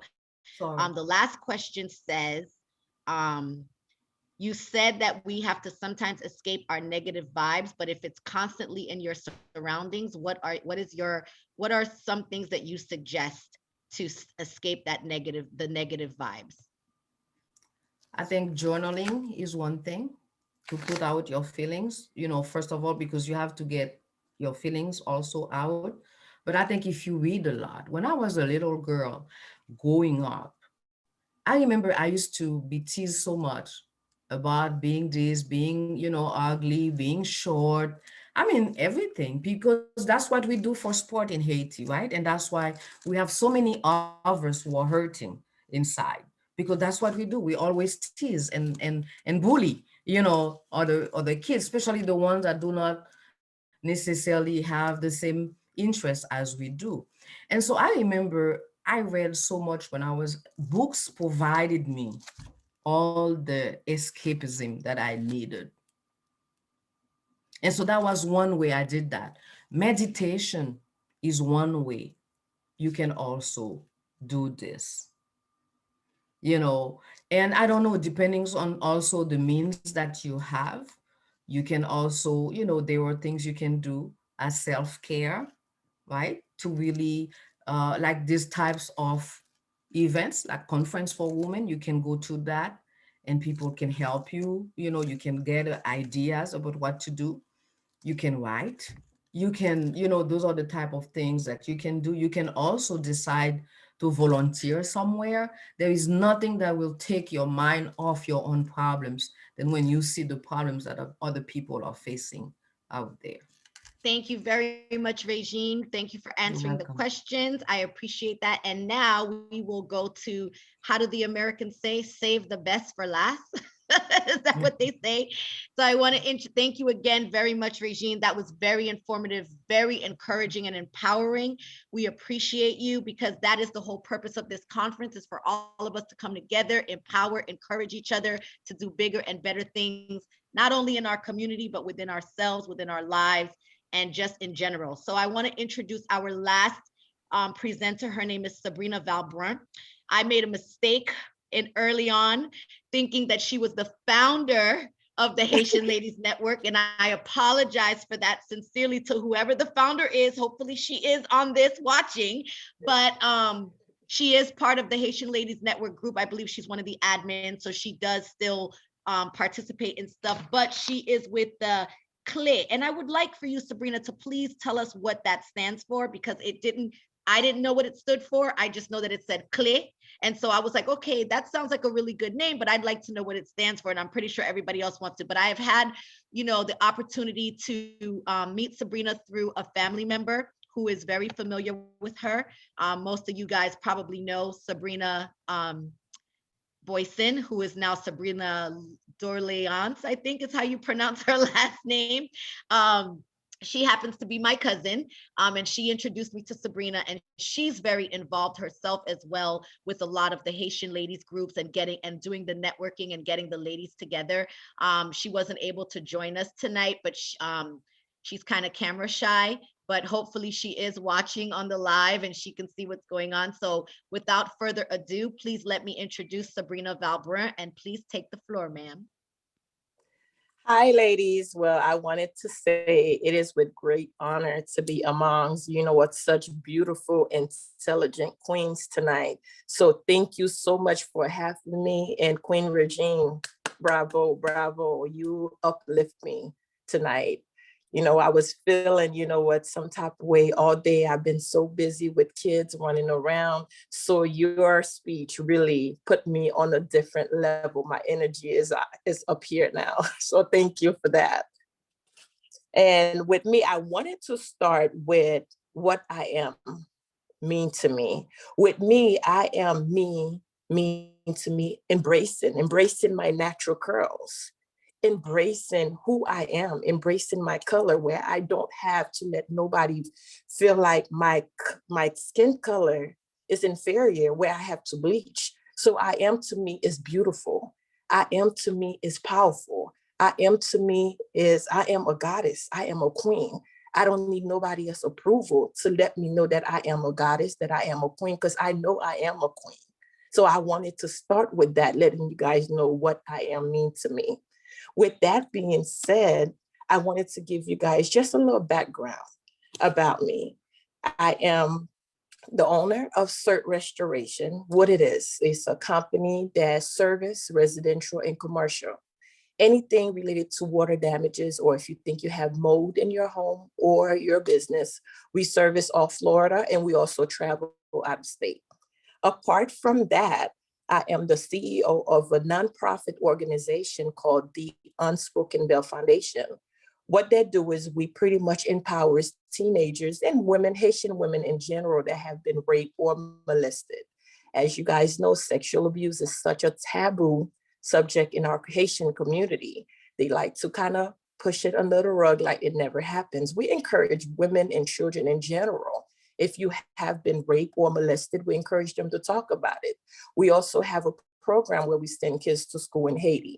Last year, we sent over 120 children to school with new uniform, shoes, and we paid for their tuition for the whole year. And it's only what, $68 to send one kid to school. We spend that on our beautiful nails, you know what, hair product. So it's unfair for one kid not to be able to go to school just for $68. Our goal this year is to send about 250 kids through the foundation. Okay, and we also volunteers at different foster homes. We have 2 foster homes. What we do, we go to different foster homes. We'll teach the children, you know what, about table etiquette. We teach them how to write resume. We teach them how, when they go to interviews, on how to sit down, you know, different postures, how to answer questions. Because you guys know they do age out of the system at the age of 18. And I know at 18, I did not know anything. So for them to be pushed out of the system by the age of 18, not really knowing anything. So our foundation actually focused in that area too. With that being said, I'm also part of a great team called the Dare Track Club. I'm also a coach, track coach. So we practice Monday through Thursday at Dare Beach, Atlantic, and Palm Beach. So we elevating those children through that. My children are 10 and 6, and they have been running for about 4 years. And right now I'm also helping my 10-year-old and my 6-year-old run their own business, which is called Chloe and Chelsea Spiritual Jewels. They have their own backpack, their lunch bag, and they have sport bags. It was very difficult to find little princesses that represent them in the store. So, hey, there go me, like I don't have a lot on my back already. So I'm like, hey, instead of complaining about it, why don't you create your own brand? So they was able to create their own brand. Now they have their own Black princesses on their backpack, their lunch bag, and sport bags that other little princesses can actually have true representations of themselves versus them feeling, hey, they have to pick what's in the store. What else do I have? That's what I wear many, many, many hats. But at the end of the day, you know what? We all have 24 hours. So we will find what our passion, we will make time for what's important. We will make time for who's important in our lives. So to me, it's not an excuse to say, hey, I can't pick up the phone and call a sister and see how they're doing. Hey, I didn't have time to call on my brother or on my sister. We all have 24. It's all about time management. And I have little notes here. What tip I can really give as for success? Networking. Networking is really, really big. You can't sit in your office and expect business to come to you. I do a lot of legwork. I go to a lot of different networking. Even if I'm not speaking, I find out how can I be a sponsor, how my business can sponsor, just have my logo and send a little short bio of my business where they can go ahead and have my business being promoted, even if I'm not there. Social media. Don't worry if people are not liking your posts, if they're not coming in on your post, but believe me, they're seeing it. People are watching. They may not comment, they're watching. So promote yourself, promote your business daily. It's free. Use it to your advantage. What else? Yeah, post every day. What else did I have on here? Because I know we was on a time limit. I didn't have a lot, a lot scheduled. What else do I have on here? Self-care. Yes, you time is very important. You have to make time for yourself. Like I said, I am married. I run multiple businesses. I have 2 kids. I'm a track coach and I volunteer at the foster home. I run a nonprofit. Guess what? Every morning, once these kids log into school from 8 o'clock, from 8 to 10, them 2 hours is my time. I work out. I meditate. I get myself together. I get myself ready to take over the world. That's very important. And what another advice I wanted to add, your circle. You have to evaluate your circle. Ask yourself, what does your circle pour into you? It can't be you always pouring into others. Your circle got to be pouring into you. Your circle got to be the one helping you, making you a better person, just as you making them a better person as well. So definitely reevaluate circle, and that will definitely help you grow and help your business grow. I don't have anything else on my list. That's all that I have for today. If anybody have question, I'm open to answer any questions. I know I just gave you guys a mouthful, but No, that was awesome. That was really good. Yes. I didn't even know you wore so many hats, but just know that I will be harassing you in the future because now I heard about all these things. So now you're going to be hearing from me like every day. Oh, no, I have open. one question for you. It says, you wear so many hats. You say that, what? Hold on. You wear so many hats and you say that you meditate and work out. What do you find to be the most, it just says most self-care. I guess they're trying to say, what do you find to be the best? Like whether it's the meditating or whether it's the working out, like they're saying you wear many hats. You say you wear many hats and you practice self-care. You say you meditate and you work out, but what do you consider the most self-care? So I'm assuming that's what they're trying to ask. Both are important, but I would say meditation have to be the number one. If you're not ready up here, physically, you will not be ready. It have to start up here. So I would say that in order to be ready physically, you got to be ready spiritually. You got to get yourself together. So I don't skip my meditation. That comes first. I meditate every day, but I don't work out every day. So to me, I would say meditation is my number one self-care. Okay, and then the next question is, how do we get in contact with your kids for their stuff? Oh yeah, their website. You guys can follow them on Facebook. They post there. They both are track stars, future Olympians. So look out for Chloe and Chelsea Vabron. Their Facebook and their Instagram is Chloe and Chelsea spiritualjewels.com. That's their website. It's the same name for their Facebook and their Instagram. Chloe and Chelsea. Can you please drop that in the chat for us, yes, please? I Also, will. Sabrina. Sorry, yes, not to cut you off. definitely. I will go ahead and put that in for you guys. That way, if anybody wants to reach out or they need any information, they can have it. And then the other question is, what drives you to keep going when time gets so hard and you want to quit because you wear so many hats? What, me? Yes, you. The question to you is, what drives you? No, to keep I answered. going? I said, Okay. What drives me is me. Oh, you, okay. What drives me is me, because if I'm not happy, no one is happy. If I'm not able to help myself, I can't help no one else. So what drives me is me, my health, my happiness, that have to come first. I know I'm a mother, I know I'm a wife, and people sometimes think it's selfish to say, but to me, I don't feel like it's selfish to say, I have to come first. I have to be able to uplift myself in order to uplift my children, uplift my husband, and make my business successful. Perfect. And then the last question says, you say there's 24 hours in a day, but you seem to work like you work for 48 hours straight. How do you cope? Like I said, you have to make time. You have to make time. It's all about time management. If you're not good with time management, you will not be successful. You will not be able to manage your money. You will not be able to manage your marriage. You will not be able to manage your children.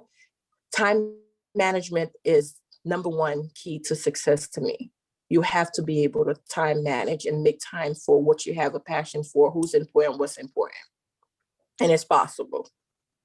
And then the last question that I have, and this seems to be to all the panelists. So I guess I'll let each one of you answer one by one. And then after that, I'll let the audience join in if they have any questions, the ones that are actually on the Zoom call. This is to every panelist. The question is, wait, where is it? Okay, hold on. Another question just came in as I was reading this one, so I have to scroll back down. My apologies. So No, it's okay. the question says, each and every one of you talk about journaling. How has journaling worked for each of you? So who wants to go first? I can go first. Okay. As you guys can see, I have little notes. I came here because in order to make your vision come to reality, it starts with a journal. You have to write it down. If you don't keep track of your goal, it's like, how would you know what the step that you need to take? There are steps to everything. You can't just wake up and say, hey, I'm going to lose 20 pounds tomorrow. You got to write down, you got to have goals set. Okay, what are the steps are you going to take to lose that 20 pounds? Okay, what's the food? What kind of food I'm going to eat? And what dieting that I need to do? Okay, how much water I'm going to drink? Okay, how many miles per day that I need to implement per day to lose that 20 pounds? And with that, you can't lose 20 pounds in just 1 or 2 days. How long is it going to take you to lose that 20 pounds? Everything start with a journal. You have to write everything down in order for you to accomplish that mission. And okay, who wants to go next? The question was, each of you are talking about journaling. How has journaling worked for you? So I'll go next.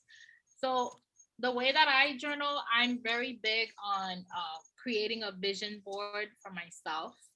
So every year I assess where I am. So in the beginning, let's say in December, I start pulling out that board and I start journaling. I start writing next year's goals. What do I want to accomplish? And I also check off what I have done. Like, what did I set out to do last year? And that's something that, you know, I keep in a place that I'm able to visualize daily. I have it on a physical board, and I also have it on an app on my phone. And it's a way to keep myself accountable as well. You know, Sabrina touched on, if you set up a goal to lose weight, what are you gonna do? It's the same thing. Like, and I say the same thing to my clients who are on the road to buying their first home. They, you know, they may have issues like one of our panelists talked a lot about credit. I mean, in our community, I run into so many people who are not able to purchase their home at the moment because of credit issues. So then I tell them, what are your plans for next year? How are we going to make that happen? So we have to set goals, and we have to make sure, you know, we're checking off those things. We're doing what we say we're going to do. And so writing it down, journaling, it's just a way of keeping yourself accountable and making sure, you know, you're not just talking out loud, but you're actually following through and you're getting those things done, whether it's to buy a house, whether it's to take a vacation to the Maldives, and whatever it is that you plan on doing. So it's really key to do that. So yeah, journaling helps a lot. Thank you. And Ingrid, you wanted to go next? Yes. We're all using the word journaling, but it's an umbrella. Not everyone journals the same. I'm a note taker. I do bullets and stuff. Number one, number two, number three. And as I go through the steps and emotions, I check them off. So what I decided that I'm going to make my goals, I write down at every day or every 2 or 3 days, you know, how I felt, what happened that day. And then I'll go back. The key to me for journaling is read back to yourself, because writing the stuff down is great, but going back and reviewing. You're muted. Sorry. Whether or not you've achieved those goals. So I'm sorry, Ingrid, not to cut you off, but can you please repeat that, because you were muted and we didn't get the last part. Okay. Can you hear me now? Yes. Yes. Okay. So going back and reading the things that you've written helps you achieve your next goals, because then you don't feel like a failure. And motivation is what's going to keep you going. You got muted again. Yeah. Journal, you want to write, and you want to control what you're doing. So you could do it however you want. You don't have to necessarily do it in a fancy journal. You can do it on a poster board. You can do it with post-its. Just put the word to paper. And then as you accomplish it, remove it. That way you see, hey, I had 10 goals. Now I'm down to 2. The feeling of accomplishment that you get from that, it's just, it's like somebody just put a battery in your back and you're the Energizer Bunny. When you realize that 4 years ago you were here and now you're here, it makes you want to run for president. It makes you want to go and start your own club. And, it makes you want to do more, because then you realize that, hey, I did it. I did it.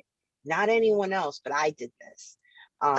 Everybody has different things that they want to accomplish.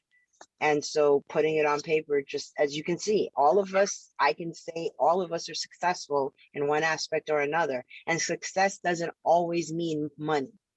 It Successful can be the person who always feeds all the neighborhood kids, because at the end of the day, they didn't go hungry tonight because you managed to put food in your fridge and you were able to feed everyone else. So sometimes people look at wealth. Wealth is not just the money. Wealth can also be in other aspects.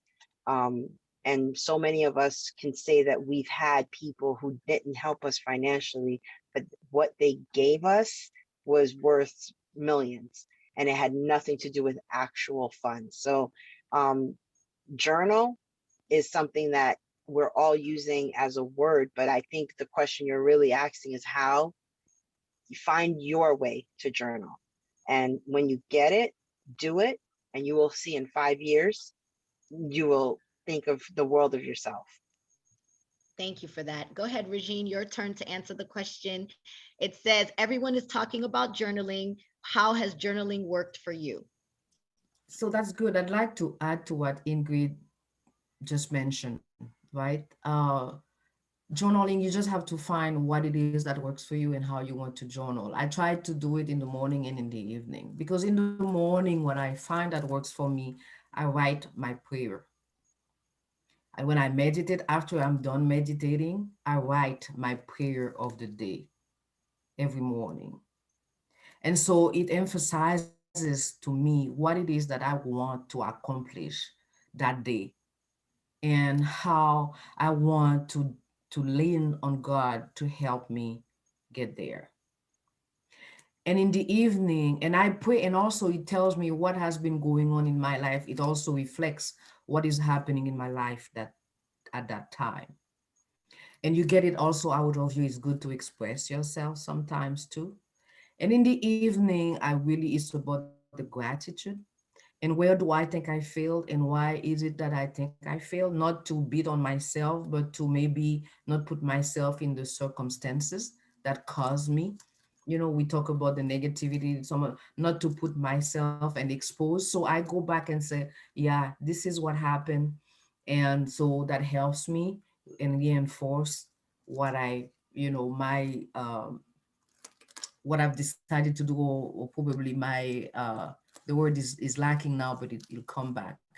But the other day, I also was sitting there and I was getting worried about something that was happening in my professional life. And then I had to stop and remind myself, how old are you? Where are you in your career? You've made it so far. So why are you worried? Don't you know that in the end it will work out? And so sometimes I pull my old journal, and like Ingrid says, and I look at where I am today and the road traveled, and gratitude just fills my heart for how God has sustained me to all of those things that at the time I was going to, I felt like all I could really do is put one foot in front of the other. And that's all I could afford to do just to get through a day. And I see myself today as a woman who has so much joy with sharing her experiences with others, and how I've learned that. I see the reason why I had gone on that journey. And I'm just very grateful for the, valleys and the mountains in that. And so that reinforces to me that we are here to learn, to go, to learn and learn something and go and provide joys and so that's what it does for me, the journaling. And plus it helps me to really just organize my life, organize myself, because I do 10,000 things. So Thank you for and that. I'm committed to so many organizations that if I don't journal and put, the big walks, in the morning, talk about also what I need to accomplish compared to what, is it would be nice to and what is not really necessary, and keep myself focused. That's one way to do that. Very good. Thank you for that. Okay, the next question, I have two more, but I'm going to put two of them in one because they are kind of the same thing. So it says, this is to everybody. As Haitian American sisters, if each of you could provide anything in the world to make it a better tomorrow, what would it be? And what would be the one thing you would change in your society, in your community? If you I don't can mind. go. Who wants to go first? I go. You'll go? Okay. Um, Do you need me to well, read the question again or you heard it? I heard it. Okay. To me, what I would like to change, what I would love to change within our community to make it, a better community, even with Haiti. I want to break that stigma because a lot of us love to use it about, hey, Black people can work together, Black people don't support each other. I want to break that stigma because we really can work together. It have been done because how did we get our independence? It's because of togetherness. And if you think about it, a lot of our ancestors was from different tribes. They didn't even speak the same language, but they was able to come together and win that revolution. So if I can change anything, I want to change that mindset. I want us as sisters to be able, you know what? I'm into restoration. You're into roofing. You know what? Somebody need their roof done. I don't do it. Let me call Sister Regina because I know she can take care of that and she's going to provide great customer service. I don't want us to stop thinking and say, they're not going to do a good job. I feel like sometimes we put ourselves down and other people, the other, what they start to hear it, they start to believe it and they start to repeat it. I want us to break that and stuff so the next generation can carry whatever legacy, whatever business we have started, they can carry it over because it can't be done because we are together here as sisters. And you know what? We elevating each other right now. We motivating each other right now. So it can't be done. So that's one thing I would really, really love. That stigma, take it out and just like stop us from using it, period, because it can be done. Okay, and who would like to go? I was told by our administrator, we have 6 minutes left and we have to start our raffle. So I will give 2 minutes to each person. Who wants to go next? Regine, go ahead. Yes, I will go because first of all, I think love. I think there is nothing more important than that.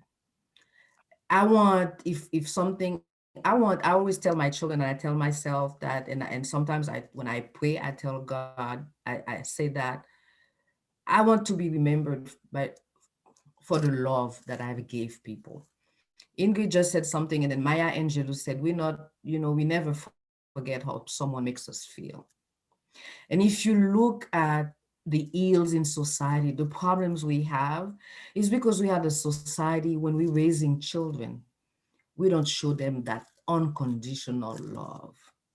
And so we have adults that are that need, that have that hole in themselves, and who become adults and who cannot. And so to me, if we could, and I know it may sound corny to some people, but in the end, No, it is all it is. And St. Paul said that the biggest of all the gifts is love. that's right. I And I agree. think if we can do that, if we can love, because if we love, I respect you. If I love you, I will know how to make you feel better. If I love you, I'll know to spend my money with you and help you out. And if I love you, I'll know not to bully you and not to, so that's kind of, and what Maya Angelou said is something that I've always remember about. We never forget about how somebody makes us feel. Thank you for that. Do you want to go next, Tamara? Ingrid, I'll leave you for last. And then after that, we'll go and we'll ask Marcel, if you want to ask any questions, you're muted, but if you have a question, you're more than welcome to put it in the chat, or you can just unmute yourself and ask the panelists yourself. But go ahead, Tamara. So Regine kind of stole my word. No, we just take a light. Yes. Great sisters on the panel. Yes. So so with that being said, I would definitely have to go with peace, because I feel like that is lacking in our world right now. I wish we had security and peace in our homeland in Haiti, or where entrepreneurs like ourselves would feel like we are free to go back and give our time, give our energy, start businesses, make a difference in our country to start. And then here where we live in America, there's just chaos as well. So if there's one thing that I feel like we need right now, just all over the world, it's peace. Thank you for that. Ingrid, you want to have the last word?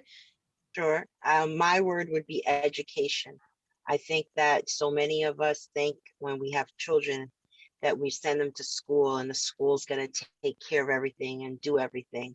And when they get home, there is a level of education that we as parents can give to our children to help them build a better foundation. We have our cultural education that will help make them stronger people, because our background, especially being Haitian, we have, an amazing history. Educating our children on finances so that when they turn 18 and 20 and 24 and they go out into the real world finally, and I think Haitian kids are lucky, they tend to go out a lot later than most other nationalities because our parents coddle us a little bit longer, because we do have amazing parents. It's not first generation, it's third generation. Grandmothers are always there to help raise their grandchildren. So educating, I think, is something that if I could change anything in the Black community, in the American Black community, I think that would be the biggest thing, because grandparents raised the kids and then the parents go to work, and it's a community thing. And a lot of cultures, especially American culture, they don't have that.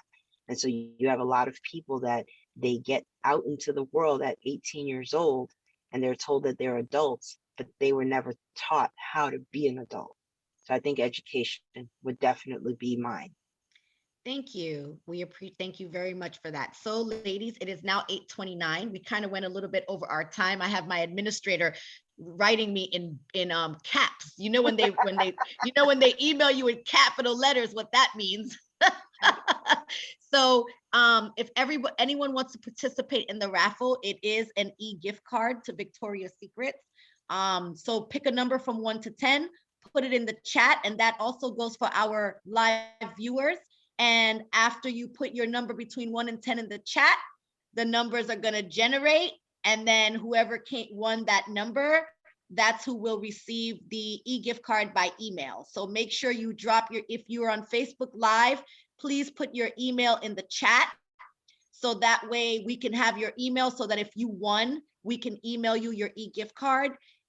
If you are on YouTube, same thing. And if you're here on the Zoom link, same thing, email, so that we can, if you win, when your number is generated through our system, we can send you your $50 Victoria's Secrets e-gift card.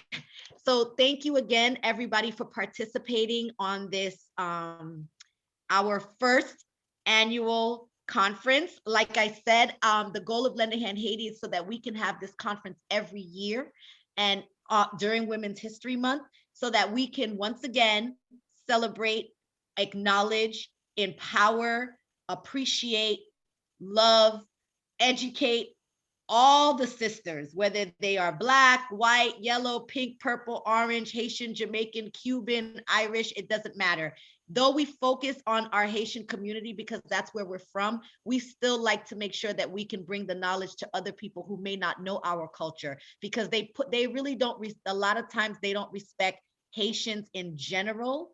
Even though we were the first Black independent republic, it seems to be that throughout the years, we have lost some of that respect. And as a woman, it makes it even worse because we're always, like Ingrid had said, at the bottom of everything. So we go from being under the white male, under the white female, now we're under the Black male as well. So we're literally, as Black women, we are at the bottom of the food chain. And so empowering each other, you know, staying abreast of each other's activities, continuing to network, continuing to share the love, continuing to involve everything that we do amongst each other, and bringing that knowledge to other people is a blessing that we have been given. And we should definitely continue to choose to reach out to others and expand that knowledge, expand that love, and expand that empowerment to each other. So I want to thank each and every one of you for joining us tonight. Again, do not forget to put your number between 1 and 10 in the chat. And tomorrow morning, check your email to see if you are a winner. So everybody, thank you again for joining the conference, and you all have a blessed and wonderful evening. I look forward to future endeavors. Hint, hint. I'm squinting at, you guys, because that means I will be calling and harassing. So stay tuned for more. Thank you again, and have a wonderful night. Thank you to our viewers and our Facebook Live viewers and all of your questions. We appreciate you. We love you, and we look forward to seeing you again soon. Thank you. Same. Good Thank night, you. everybody. Good night. Good night.